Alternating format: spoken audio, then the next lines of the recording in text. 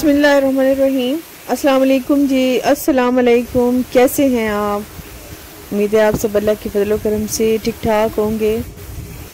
और मैं जी बिल्कुल ठीक हूँ, शुक्र है अल्लाह पाक का। घर का काम मेरा शुक्र है कंप्लीट हो गया है।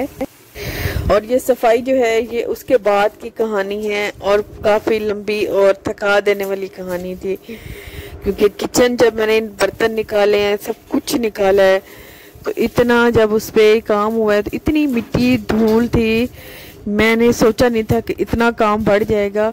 काम तो ऐसे होते हैं कि एक काम को छेड़ो तो वो हज़ारों काम पीछे से निकल आते हैं। तो काम जो है मैंने यहीं से स्टार्ट किया था, और सबसे पहले मैंने उसमें अच्छे से झाड़ू दे दी है। जो मिट्टी धूल ऊपर ऊपर वाली थी वो तो मैंने सोचा कि ये पाँव में ऐसे लगती रहेगी, सबसे पहले इसे हटा देती हूँ, उसके बाद जो है दूसरे काम वो शुरू करूँगी। जब किचन में एंटर हुई हूँ कुछ समझ ही नहीं आ रहा था कि कहाँ से शुरू करूँ और कहाँ पे ख़त्म करूँ। सबसे पहले तो मुझे जो समझ में आया मैंने बस वही किया। पहले मैंने मिट्टी बाहर निकाली, उसके बाद जो है ना मैं असल में मुझे डस्ट एलर्जी, शदीद किस्म की डस्ट एलर्जी है, और जितना मैं धूल मिट्टी से भागती हूँ ना ये उतनी ही मेरे सामने आती है। तो फिलहाल जो था वो मैंने साफ करूंगी। छत पे भी कपड़ा लगाऊंगी, दीवारों पे भी सारा कपड़ा लगाऊंगी और कैबिनेट्स को दोबारा साफ करूंगी अच्छे से, ताकि जो भी मिट्टी धूल है वो एक दफ़ा साफ हो जाएगी तो फिर ये कि कुछ ऐसा गुजर जाएगा।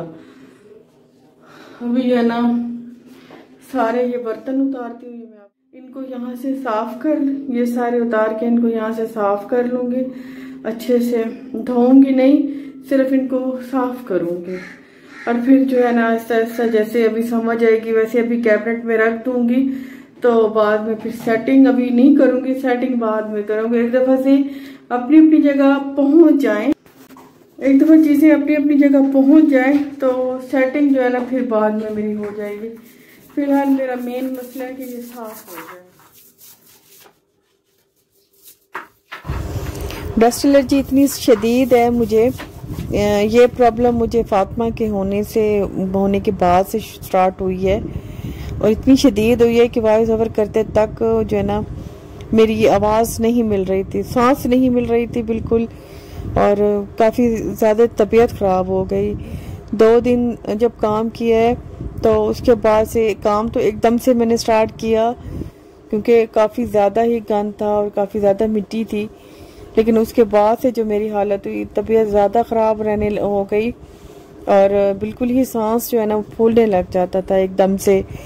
और वॉइस ओवर करते टाइम भी मुझे इतनी शदीद दिक्कत हो रही है, लेकिन क्योंकि ज़्यादा टाइम हो रहा था, वीडियो अपलोड नहीं हो रही थी, तो काम तो वैसे स्टार्ट करना था, लेकिन मैंने सोचा कि चलो मैं कर ही देती हूँ। मैं क्या चीज़ कहाँ पे रखूँ, इतनी मतलब जहन बिल्कुल सिमट ही नहीं रहा कि समझ ही नहीं आ रही कि मैं कौन सी चीज़ कहाँ पे रखूँ। तो अभी ये खाली है, देखती हूँ कि पहले इनको साफ करके, ये देखें इनको साफ करके ना सोचती हूँ कि क्या रखूँ।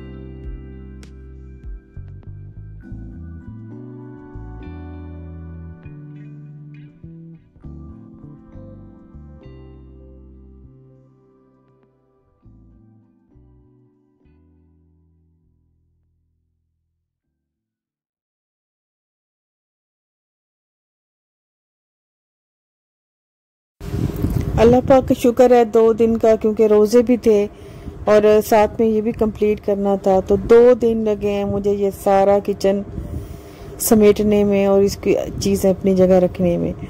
तो शाम में जो अफ्तारी थी वो मेरी बिल्कुल लाइट थी, क्योंकि बिल्कुल थकन से मेरा कोई समझ ही नहीं आ रही थी, ना ही मैं काम कर पा रही थी।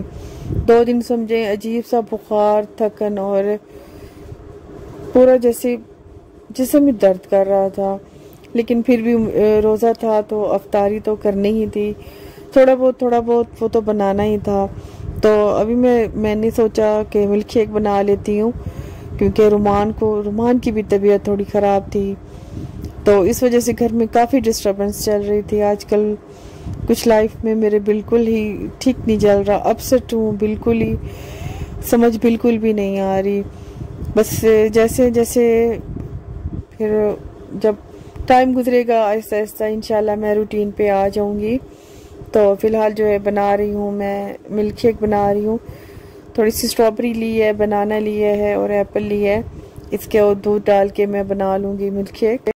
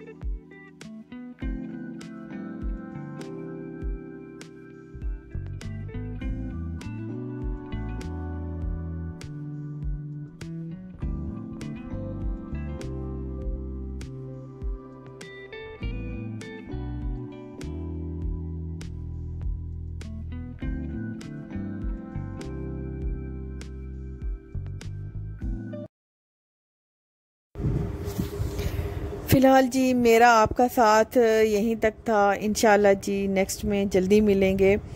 अभी सहरी का टाइम है, वॉइस ओवर कर रही थी सहरी अभी मैंने कर ली है, नमाज अदा कर ली है, उसके बाद मैंने इस वीडियो की वॉइस ओवर किया है, आपसे मुलाकात की है जी। इंशाल्लाह नेक्स्ट में मिलेंगे। अल्लाह हाफ़िज़।